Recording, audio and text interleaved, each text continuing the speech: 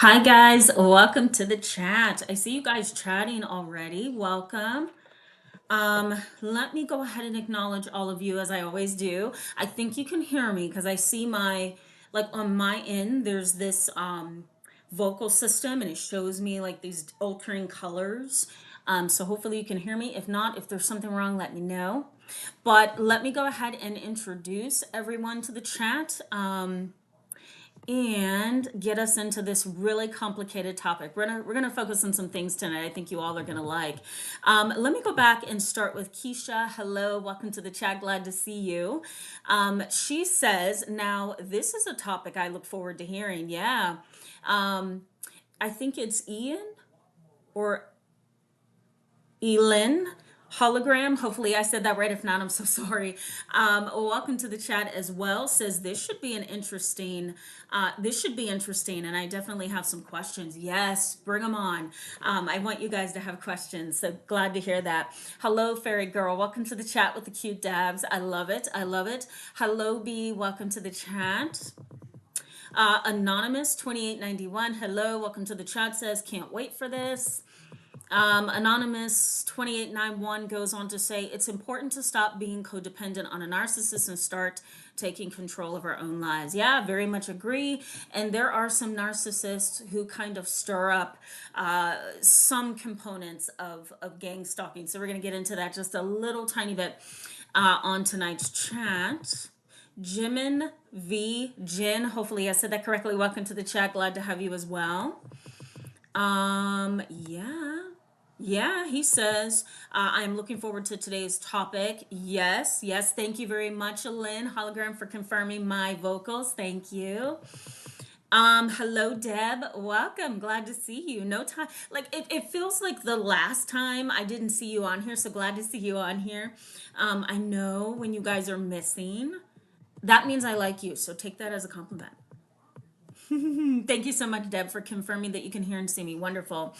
Jimin V. Jin says, "Hi, Tamara. I made a live chat again. It's been a long time since I could do this. I hope you are doing well." Oh, yeah. I'm glad to have you tonight. I try every now and then to schedule the chats where everybody can participate. So if I don't do them on Friday, I'll certainly get Saturday and hopefully can get you them. But I'm glad to have you tonight. And thank you very much for that. I do feel a little bit better. I went to the concussion clinic today where all the sports figures in my town go to, and I ran into a couple basketball and football players, and I wasn't even excited to see them. I had a headache. I didn't feel good. I was just like, hello, excuse me, got an appointment. But I am feeling a little bit better. Thank you for that. Somebody else asked me that too. I really appreciate you guys doing that. Randy L, hello, welcome to the chat. Glad to have you tonight as well.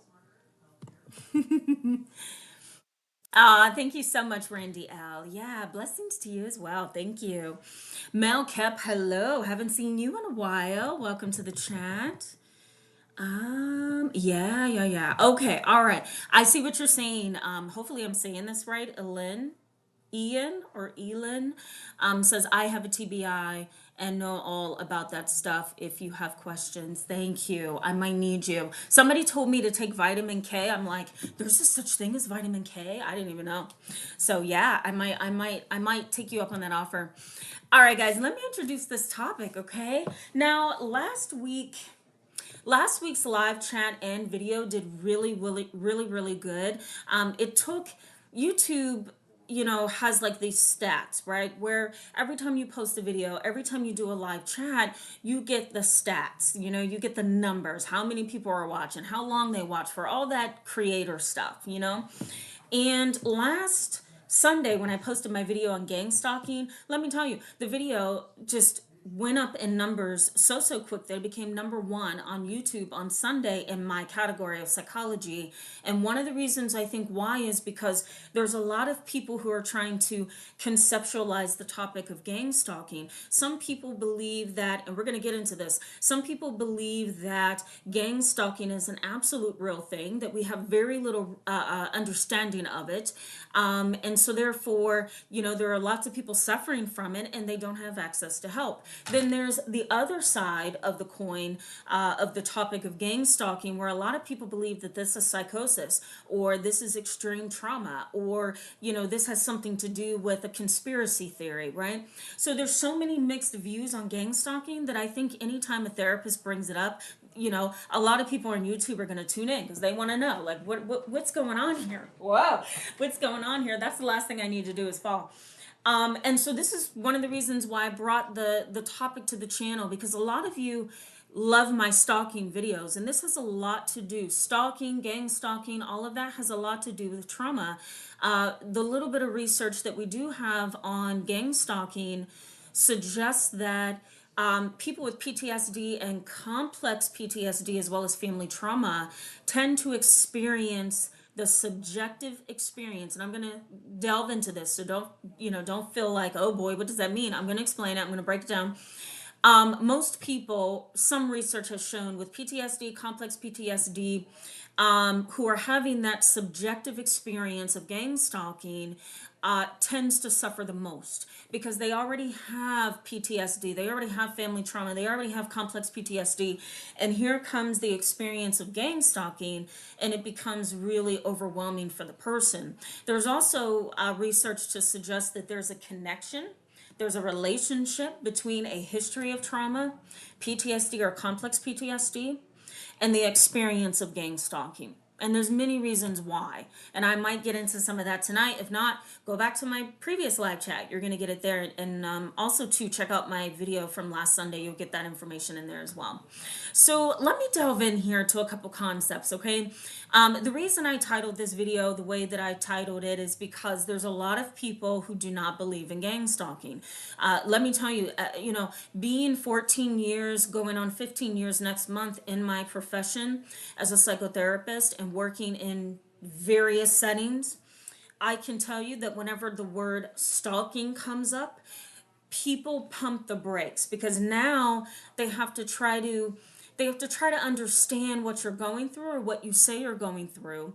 They have to also question if you're being truthful or if you're not. And then if the lines don't connect or something doesn't seem right, they have to ask themselves, and I'm talking about clinicians, therapists, we have to ask ourselves, is this person experiencing a paranoid delusion?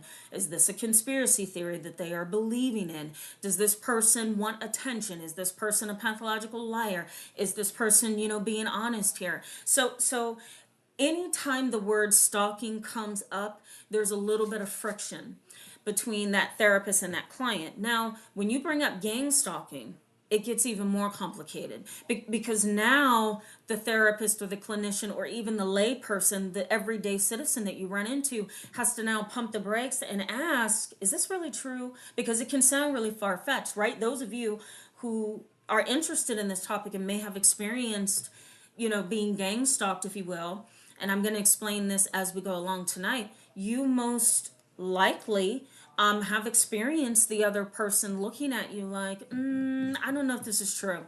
Maybe you need attention. Maybe you need more sleep. Maybe you're delusional. Maybe you're paranoid, right? They come up with all these different things. So that makes it hard for clinicians and researchers to really make sense out of gang stalking. So here's where research comes in. Now, there is what we call qualitative research. Think of the word qualitative. Is that the word I'm looking for? Yeah, qualitative or quality. So qualitative research is no numbers, no data. We're not computing numbers or statistics. We're actually getting personal accounts of gang stalking. So it's like a therapist or a researcher interviewing a lot of different people about their experience with gang stalking, and they're pulling from that to make sense out of this phenomenon.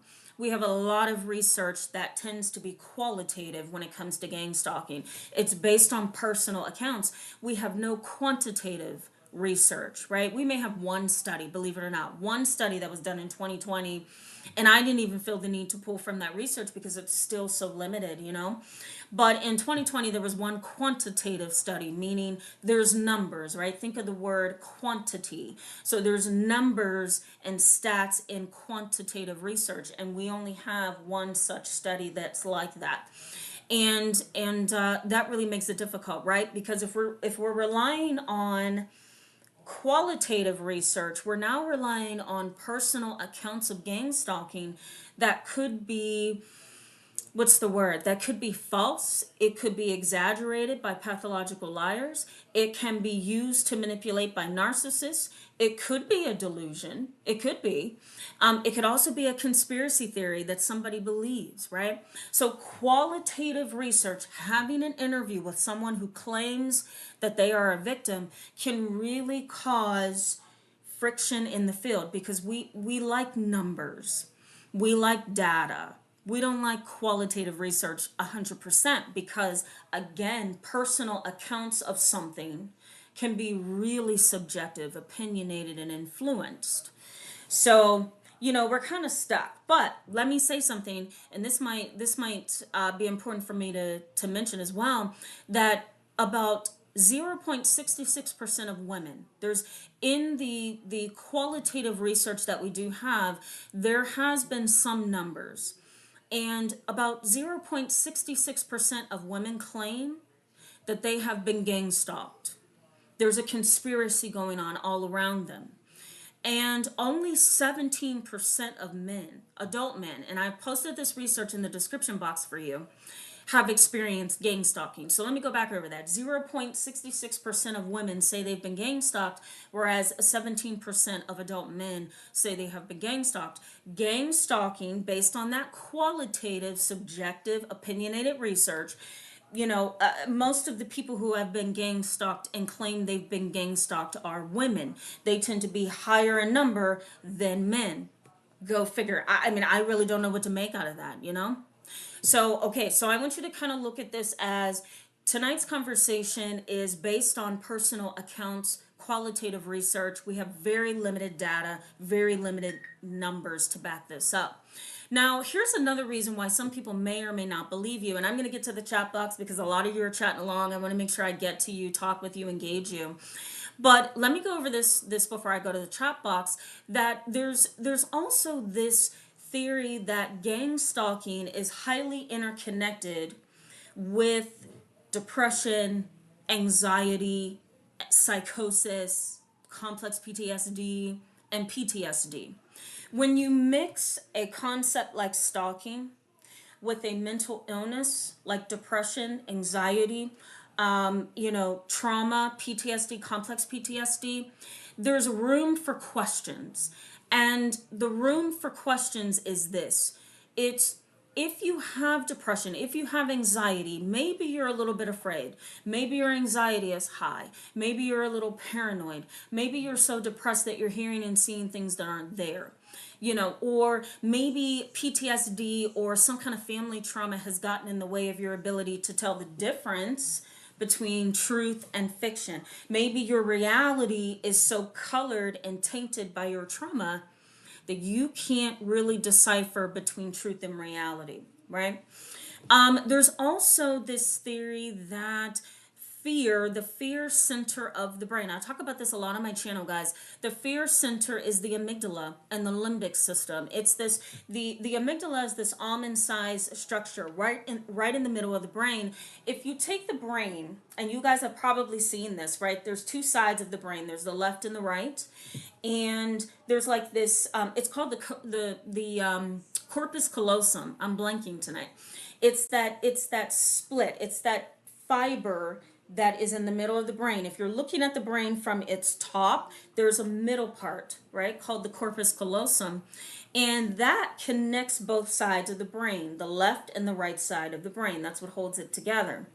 Well, there's some research that suggests that amygdala that's in the middle of the brain, that almond-sized structure, is basically like a flashlight, and it's constantly looking in your environment for any kind of threat, any kind of fear, any kind of potential danger.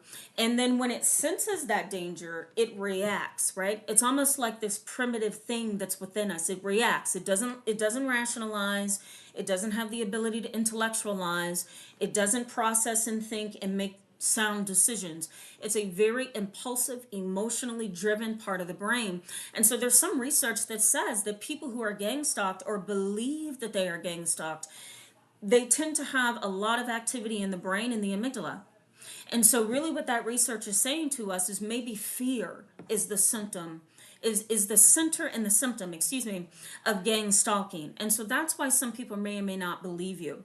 Because again, it's maybe there's something going on in the brain that makes you think that this is happening, or you have a heightened fear response to reality. Or if you've heard a conspiracy theory, you've grabbed onto that conspiracy theory and now you're afraid.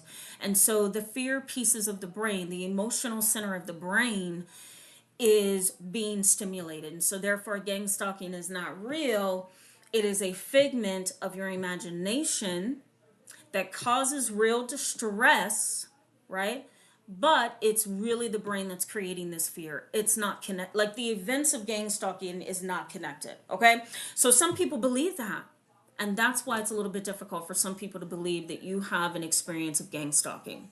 So let me just summarize before I go to the chat box, and then I'm going to engage you guys in some more interesting data that I was able to find and track down. So we talked about subjective experience just now, right? That sometimes you are disbelieved, right? You're not believed that you're experiencing gang stalking because a lot of people and researchers believe that it's subjective, it's opinionated. There's no research that supports your theory of gang stalking. The other piece of that is there's little to no research, right? There's that qualitative research where we talk to people about it and we get their opinion, but there's no data, there's no quantitative.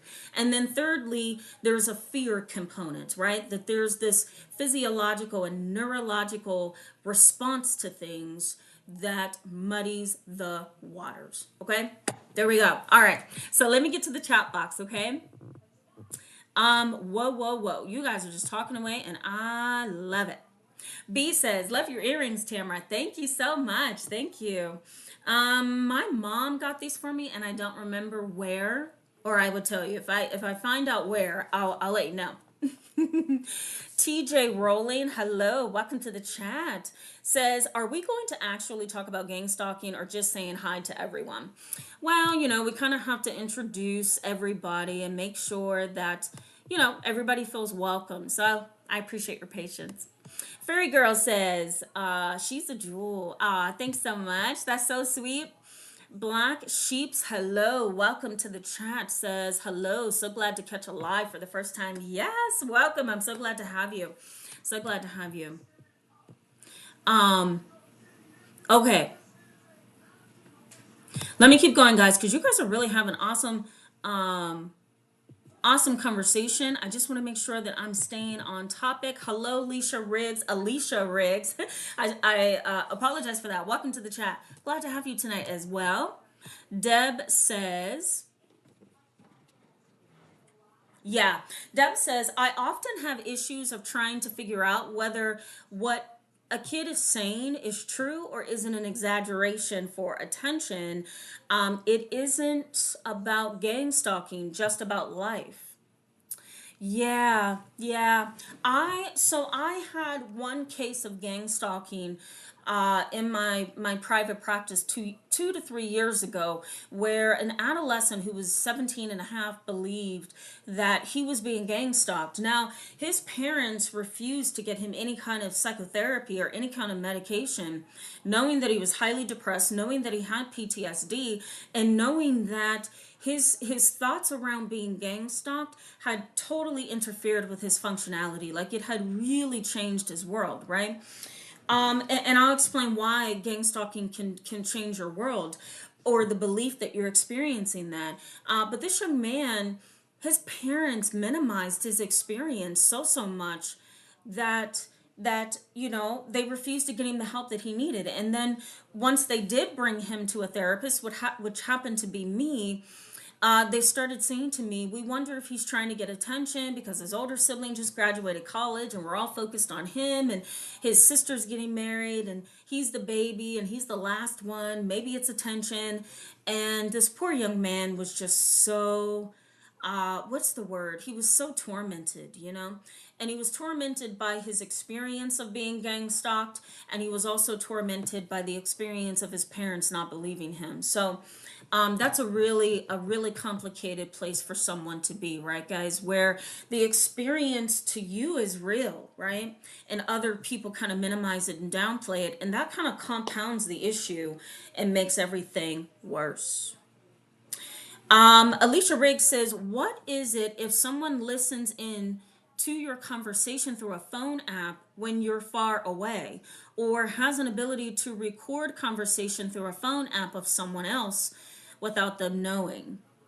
Is that stalking? I mean, it just depends, Alicia Riggs. Now, as I process your question, it sounds more like wiretapping. Wiretapping is the legal concept that someone has tapped into your phone line, someone has attached some kind of device or app to your phone, which could definitely be a spouse or a family member. So this is true, it can really happen. And they've tapped into your line, your personal communication, so that they can intercept that conversation, whatever conversation you're going to have when you get on that phone. Now, it can be stalking if a person uses wiretapping against you. Let's say an ex-boyfriend or an ex-husband or ex-wife or ex-girlfriend, or for the purposes of this channel, what if it's a family member, right? A narcissistic father, a psychopathic mother, whatever the case may be, a manipulating family member, they could use wiretapping to stalk you. It's absolutely something that can happen. So yes, yes. So there's two things going on there, Alicia. One is wiretapping, and the other one is, yes, somebody could use wiretapping to stalk you. Absolutely. Absolutely. Hi, Dragon Man Sassin. Happy Friday to you as well. I hope you're taking it easy. I'm always glad to see you on here. Anonymous 2891 says, being aware of your surroundings is different from being focused. Focused is healthy. Paranoia is not. Yes. So let me delve into this just a little bit, Anonymous 2891, and I'm glad you brought that up, because here's what I want you to keep in mind. That for people who say that they experience gang stalking, whether you've had trauma or not in the past, not everybody that says they experience gang stalking has trauma. But most people who do experience gang stalking do have some kind of PTSD or trauma or acute stress, okay? So, let's say that is you. And you start feeling like every time you get on the phone, every time you go outside, every time you talk to a person, there's something in your environment that is threatening to you, that there's something in your environment that's unhealthy. It's stalking you, it's following you, it's tapping into everything that you do, right? That can clinically be paranoia. But you want to also kind of separate paranoia from a conspiracy theory. Okay? So in separating paranoia from a conspiracy theory can kind of help make sense out of something. So a type of paranoia is known as paranoid delusions. And that is a mental illness. That is when somebody who has a delusion, they have a false idea that they hold really strongly to. They strongly believe that it's true, even though there's concrete evidence that it is false. It could be staring them right in the face and they still believe that it is true. So that's a delusion. It's a delusion held to be true, despite evidence to the contrary. So that's a delusion. So if you pair a delusion with paranoia, you've got a mental illness. Paranoid delusions. But there's a such thing as conspiracy. And that is basically a person who isn't mentally ill, who isn't experiencing delusions, who isn't experiencing paranoia. They are experiencing basically a reality that is against popular belief. Does that make sense, guys? So a paranoid delusion is a mental illness. It's a psychosis, right? Paranoia can also become bigger and bigger and bigger and become a mental illness. But a conspiracy theory, such as gang stalking, that somebody firmly believes that they are experiencing, is basically that person embracing an unpopular belief. And that means that person is not sick. They are embracing an unpopular belief. It happens, but it's unpopular amongst the masses. I hope that makes sense. I feel like I need to keep explaining that one. So throw your questions at me if I didn't make sense there. So Anonymous 2891, I'm glad you mentioned that paranoia can be unhealthy, right? Staying focused is a different thing. Paranoid delusions is unhealthy because it's a mental illness. But holding strongly to a conspiracy theory or an unpopular belief, that is kind of healthy, right? It's a normal thing. I mean, we can call anything a conspiracy theory at some point in our life, right? It just depends on how far to that conspiracy theory goes. Okay, let me keep going, guys. Elin Hologram says, my friend was obviously being gang stalked by catfishers and obviously had paranoid delusions beforehand. So she really was gang stalked. So it was both, but I've had stalking by proxy, I think. Yeah, absolutely. So I'm glad you brought that up. Sometimes you can have both. One minute you can have a paranoid delusion and be paranoid and also believe something that is not true. But then on the flip side of that, maybe there is some truth to that reality, right? I once had a client, my colleague as well, who works in the same building that I work in. She's above me. We both had clients at the same time. Get that? At the same exact time 2 years ago, where the client was having a psychotic break. They were having what used to be called a nervous breakdown, but it's now considered a psychotic break.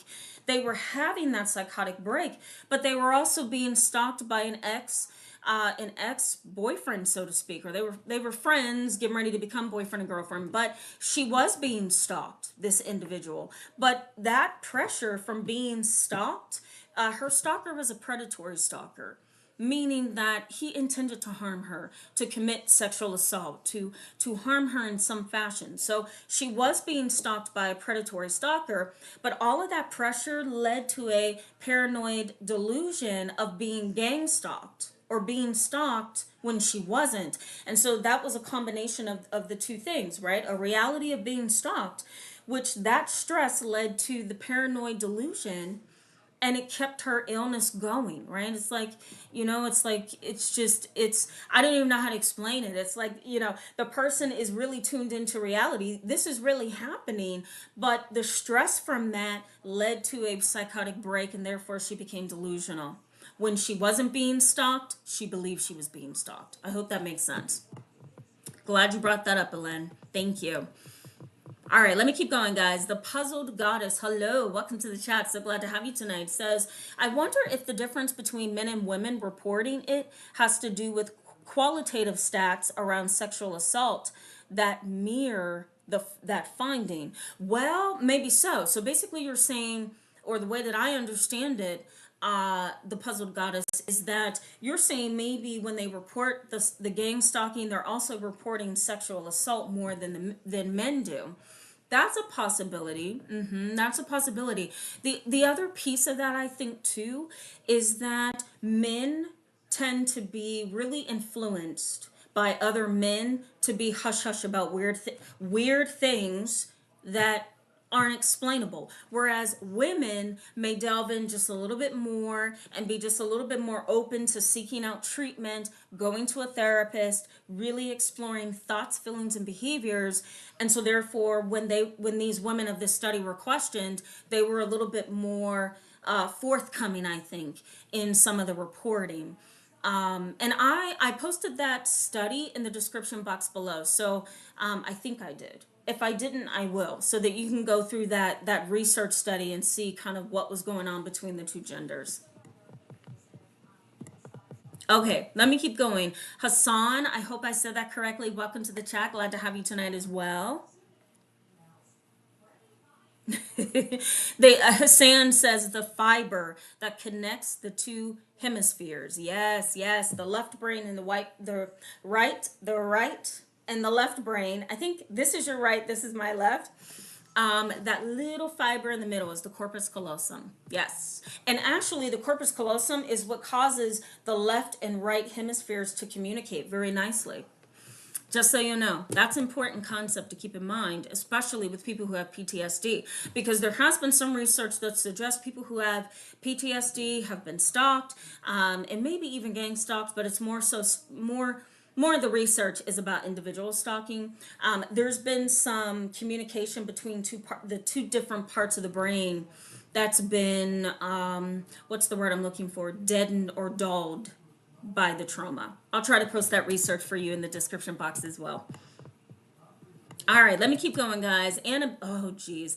Annabeth, the opener of ways. Hello, welcome to the chat. So glad to have you as well. Sarah Parker, welcome to the chat. Glad to have you. All right, let me make sure I didn't miss anyone before I go back to the information. Hassan says gang stalking is real. It's definitely real. Yeah, yeah. Now, let me tell you, I am one who believes in gang stalking because there's many ways that gang stalking can be defined.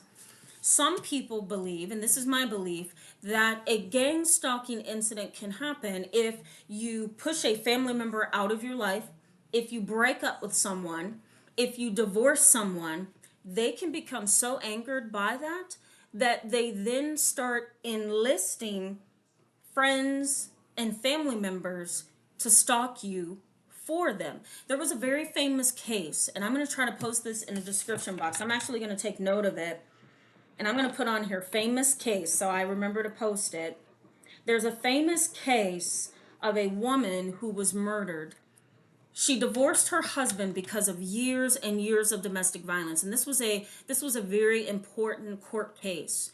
And maybe about 2 or 3 years ago, her husband, the deceased husband, finally got life, along with his mother and his sister. Because here's how this case went. So there was a lot of domestic violence.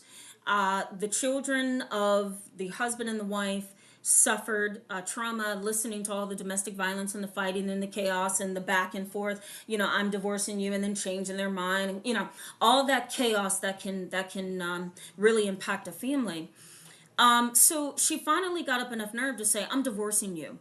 And the husband decided, you can divorce me, but I'm going to make your life terrible. And so what did he do? He enlisted his own biological mother and his sister to stalk his ex-wife daily, and she had absolutely no peace. That is gang stalking. He paid them, he used them to stalk his ex-wife and to create a living Sodom and Gomorrah, or a living fireplace, okay, for this woman.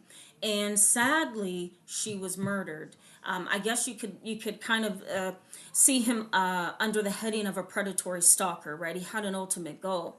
And so he finally got life in prison 2 to 3 years ago from this stalking incident. It's a very famous case of gang stalking. I do believe that happens a lot. So that's one way to look at gang stalking. Another way to look at gang stalking that I believe in is, let's say, okay, you've pushed that person out of your life, a family member, an ex-lover, a husband, whatever, a wife. You've pushed them out of your life.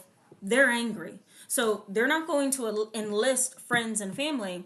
Now they're going to bother you by contacting bigger organizations, FedEx, and having them deliver things, Amazon, ordering several packages and having it delivered to your doorstep.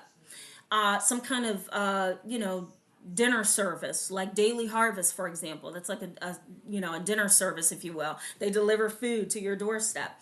Or they could go to target.com and order something and have it put on your doorstep. You could start getting flowers that you don't want, packages that you don't want.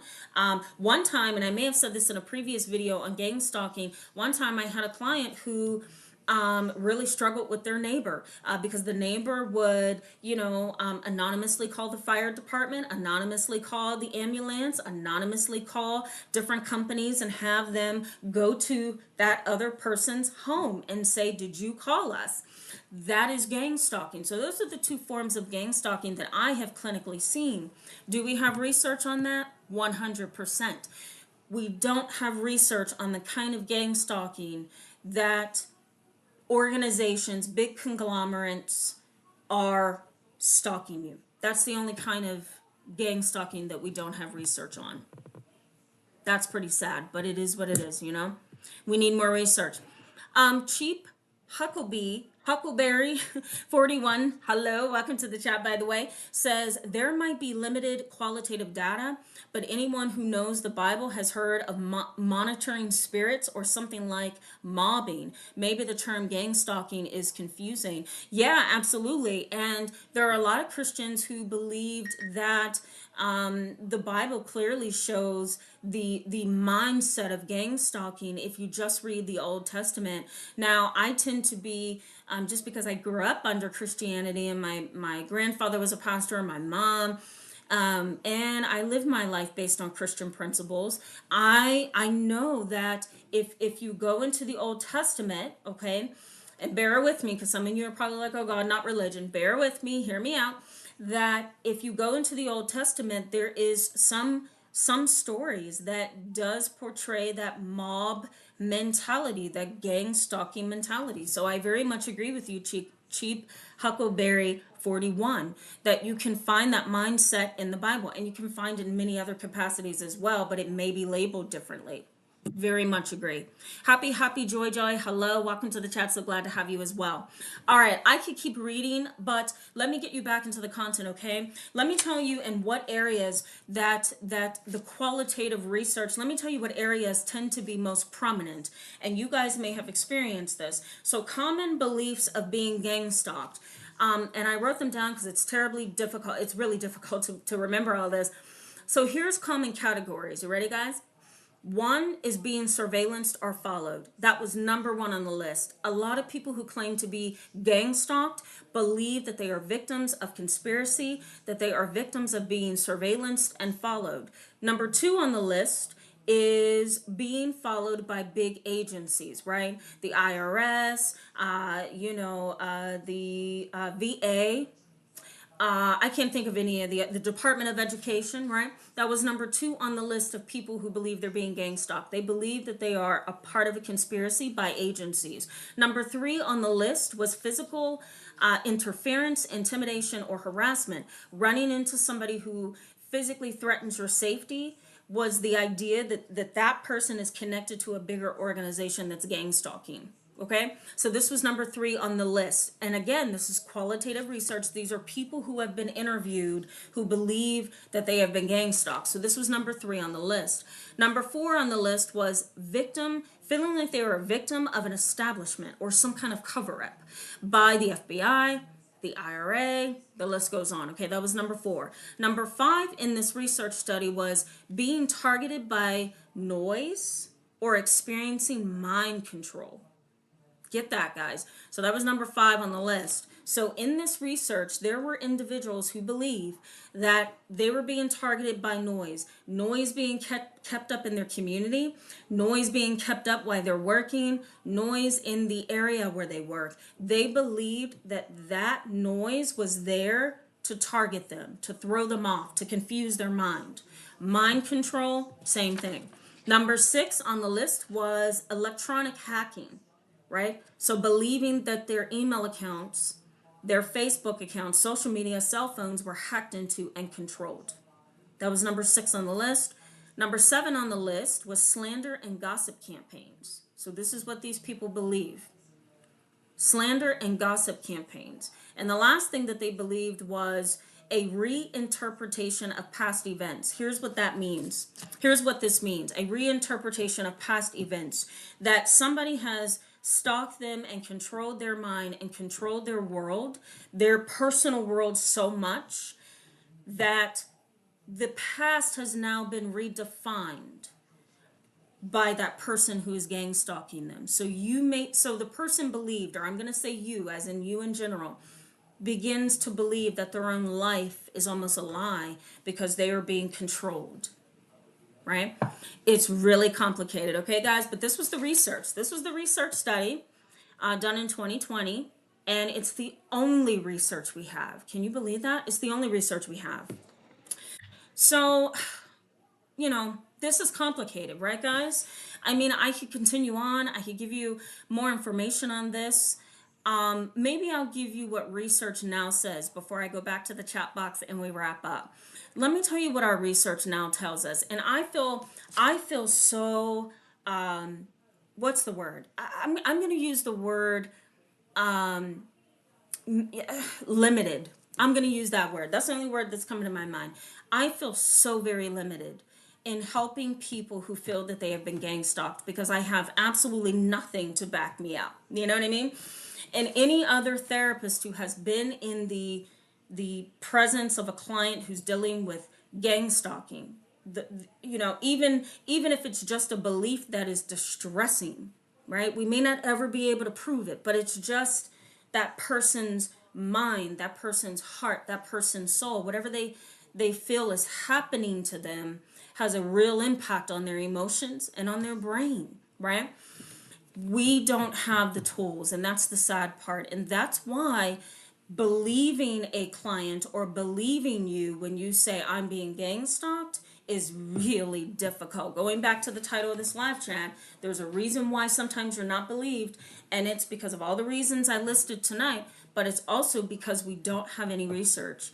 The research that I just reported to you is the only research that we have, and that's the sad part. Now, let me tell you what a little bit of updated research tells us about gang stalking. Now, let's say, for example, you go to a therapist and say, look, I'm being gang stalked, I need help.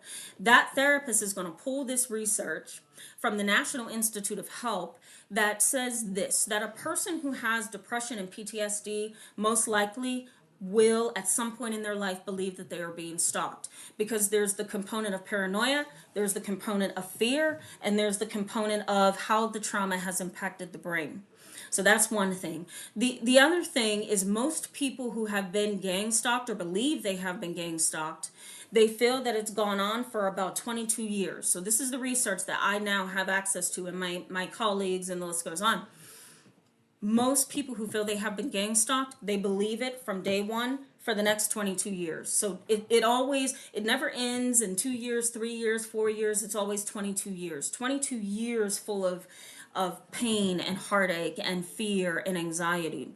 The other thing our research shows us is gang stalking, even if it's a delusion, even if it's paranoia, even if it's something that we can't prove and it's really not happening, or maybe it is, we don't know, wherever you fit in that, our research says that it has a negative impact on your daily functioning no matter what. No matter what. And clinicians have to treat that, you know? The other thing is sufferers believe that they are globally targeted. It's not just one person doing the gang stalking. It's not just two people. It's not three. Some people believe in huge conglomerates like Walmart and Sam's Club, or the IRA or the FBI that's gang stalking them, you know? The other thing too is some believe that they themselves have caused this. So they start to blame. Instead of exploding, they implode, meaning that they kind of turn everything inward, and they start self-blaming, and they start feeling defeated because they believe they've had some influence on this gang stalking. I hope that makes sense. All right, let me get to the chat box, and we're going to wrap up, guys, okay? Because I could go on for hours about gang stalking because that's how complicated it is. I feel like as a therapist with 14 years experience, I still need training, especially on this, because it turns my mind. Rita Duran, I hope I said that correctly. Hello, welcome to the chat. Says, hello everyone, happy holiday weekend. I had hypervigilance after a traumatic childhood followed by years of bad experiences. It might be a form of protection to stay alert, kind of like animals. Absolutely. She says, thanks. Yeah, you're welcome. And Rita, I'm so glad you said that, because there is the concept of the fight or flight system. Fight or flight. I and some of my colleagues have termed it central nervous system dominance, meaning that your central nervous system, where your brain is encased, and your spinal cord, that's where all the activity comes from, that increases your heart rate, that makes you sweat when you're afraid, that makes you shake when you're nervous, that whole system takes over so much that it kind of traps you and you can't get out. So sometimes fight or flight can cause you to be hypervigilant, and therefore you believe you're being stalked when you really aren't. That's a possibility for sure. I'm glad you brought that up. Buddha Happy Chow Yao. I hope I said that correctly. I think there's more words. I don't know. Marvin Spaz, hello, welcome to the chat. I think that's a whole screen name. Buddha Happy Chow Yao, Marvin Spaz, hello, welcome to the chat. Let me read your comment, or you're asking me a question. You say, can you give me tips on feeling more calm and relaxed while being gang stalked? I wish I could. But, I'm just going to be humble, modest, and honest and say, I don't think I have any tips because, again, we don't have the research to help us learn about this.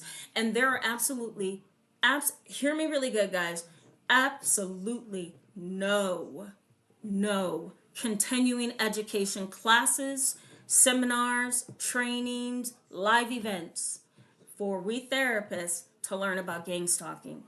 We have continuing education classes on everything: fetal alcohol syndrome, domestic violence, trauma, PTSD, mental illness, alcohol use disorders, drug abuse, the list goes on. We don't have any continuing education classes on gang stalking. So we are undertrained. What I can suggest though is you may feel better, and I know I do. I feel better just having security in my home and in my business. So, not that I'm being gang stalked, that's not what I'm saying. But what I am saying is, having security, having those extra pair of eyes can make you feel secure.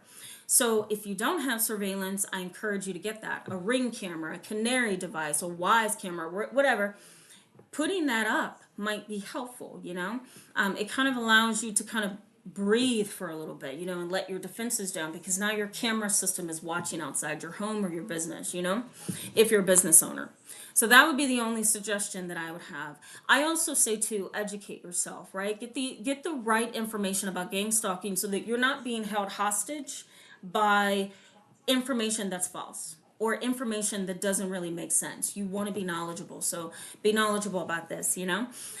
So that's all I could give you. I'm going to do my research and I'll come back with this topic for sure. All right, let me keep going, guys. B says, thinking about it from both perspectives, for someone that knows nothing about gang stalking, why would someone want to believe that someone is gang stalked? It's horrible to even fathom the thought. It is. It really is, B. So here's the issue. It's not that somebody might fathom, might, maybe I'll put it this way. It's not the fact that someone might falsely want to believe in gang stalking. I'll put it that way. Okay. Please let me know if you can hear me and see me.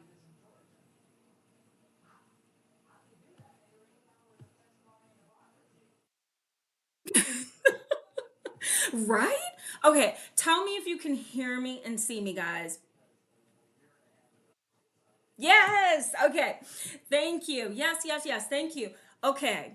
So either YouTube hates me right now because we're getting somewhere, or I'm getting ready to believe I'm being gang stalked because this just doesn't make any sense.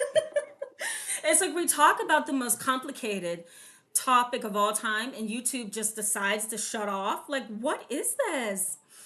Oh my God. Okay. Thank you very much. Thank you very much. I'm glad we're good. Okay. So I was going through the chat. If anything changes, let me know. Because I just feel like I'm not connected. Maybe I am. I don't know. Okay. Okay. I see something different on my screen. So, exactly. Exactly. So I don't see me on my screen, but as long as you guys can hear and see me, we're going to wrap up. Okay, guys? So let me go back to the questions. Okay, let me go back. Hold on, guys. Alyssa Pelusa, hello. Welcome to the chat. Glad to have you. Um, you say the police should pay people to help victims with tech support and people before they have 10,000 more cold cases and children to grow up without their only loving parent. You must be talking about something that B said. I'm going to pull from that, Elisa. Alyssa, I think it's Elisa Pelusa. I'm going to pull from that and say that I think law enforcement should try to help as many stalking victims as they can.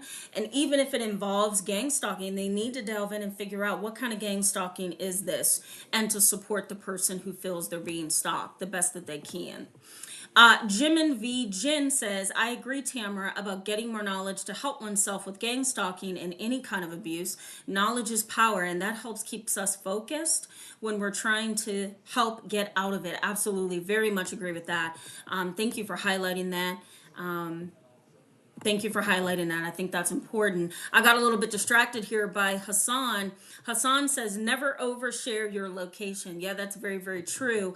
Let me say, too, hold on, guys. I just want to make sure that I'm not losing anything. Okay. Okay. Let me say that, hold on, guys. Where was I?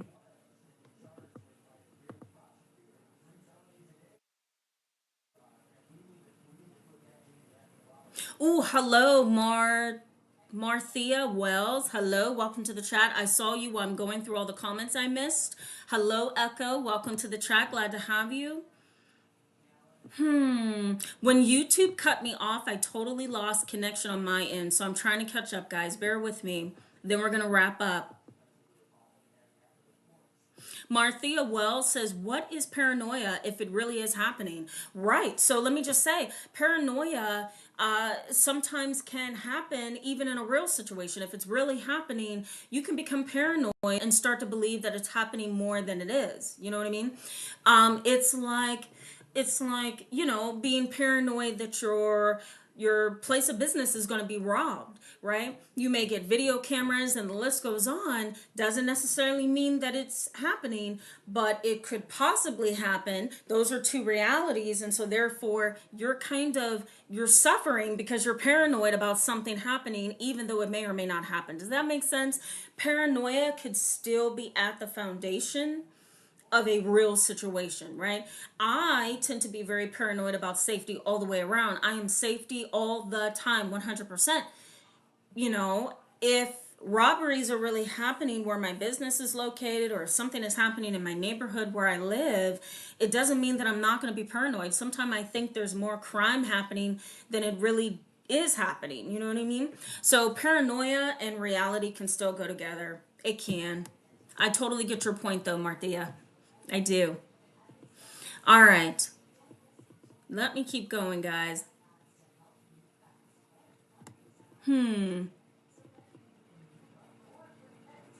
Yeah. Randy L says, tip, rise above it, work out, stay sober, and get the mind in shape. Absolutely. I totally believe that.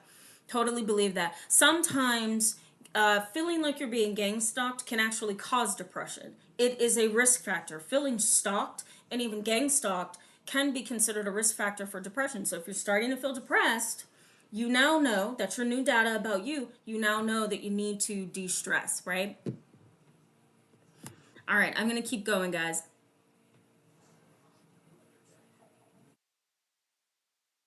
I'm going to mess this up. Femples, I think that's it, says, Tamara, do we not know the chances of being killed by an actual stalker, though? I see we literally don't know this stuff. I bet it's because this is a low economic status problem. Maybe so. The other thing, again, is there's not a lot of forthcoming people to give us that opportunity to engage them in research. So that's another area where we are lacking in research. We have a lot of holes when it comes to understanding stalking. I believe it was the 1980s when the first law against stalking was passed. I think it was the first state, I think might have been California, that passed the stalking law that said stalking is a crime. I think it was California in the 1980s, and we're still not even there yet. We need a lot of research, guys. Okay, okay. Let me keep going. Deb says, why do people always get frozen in some odd expression? I know, right? My goodness. I'm probably going to play this later and be like, that is the worst picture of me ever. ever. I hate it. Good point, Deb. Awesome. Okay. All right. Fantastic. Good. Thanks, guys. You guys are awesome. Yeah. Ellen Hologram says, getting too real for the YouTube gods. Yeah, something. I've never been cut off like that ever. So, okay.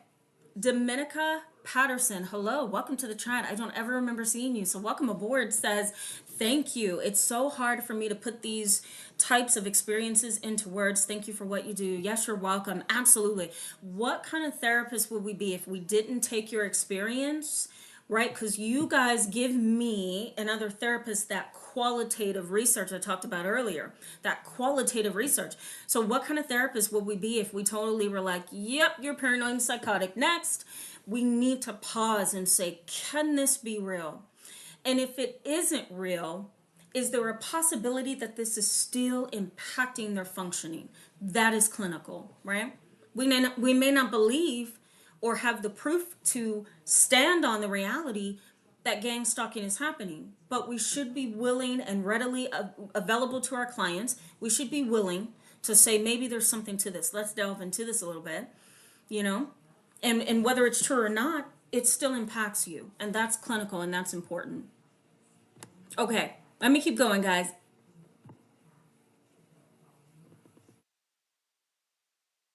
Okay. Okay, my plus size grandma reality show. Whoa, hello, welcome to the chat. I don't ever remember seeing you, so welcome. Says, is blacklisting a real thing in gang stalking?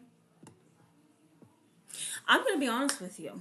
I don't have any research on blacklisting, so I can't comment on that. I have absolutely no idea. I think we can consider stalking anything that takes away from your free will, anything that is used behind your back or against you to hurt you or harm you in some way, or to, grab some personal information that you don't want out. All of that can be stalking. So even if it's blacklisting, if it's gang stalking, if it's conspiracy theories, whatever, if you feel that it's being used against you in some way, it is stalking. It is under the definition of stalking. Jimin NV, I hope I'm saying this right. Jimin V Jin says, maybe being paranoid sometimes keeps us alert and safe too. I know I'm paranoid about where I live. Lots of break-ins and issues with neighbors in my building. I check my front door lock often. Absolutely. I think paranoia can be a survival mechanism. Remember a couple minutes earlier, we talked about the fight or flight system, how your brain kind of gets you in that primitive reactive mode, right? When something is there that's threatening to you. So paranoia is kind of like a fear response. It's a little bit of a protective mechanism, maybe a defense mechanism too. I agree. All right, guys, it is almost 8 o'clock. I have so many comments. I would love to get back to this. Let me read. The Puzzled Goddess says, thank you for helping us understand this, Tamara. It's super complicated. I appreciate all the comments. Happy Friday. Yes, you're welcome. Thank you for coming tonight. It is super complicated indeed, and I am still learning, and you guys are teaching me. So thank you for that. I wouldn't have brought this topic to the channel. It was just kind of like up on my bookshelf, okay, as a potential topic. But because so many of you feel like this is a true thing, it's worth bringing to the channel in a clinical way. So thank you for that. Thank you guys for being with me tonight, for being supportive and supporting each other and being engaged and very active on the channel. I feel like I need to say goodnight. Have a wonderful weekend before YouTube cuts me off again. I wouldn't be surprised, but I'm not going to post a video on Sunday, guys. I'm going to let this live chat gain some traction. I have a feeling that a lot of people are going to want to see this replayed over the weekend. I will see you next Friday with another live chat. Love you guys so much, and I'll see you soon. Bye-bye.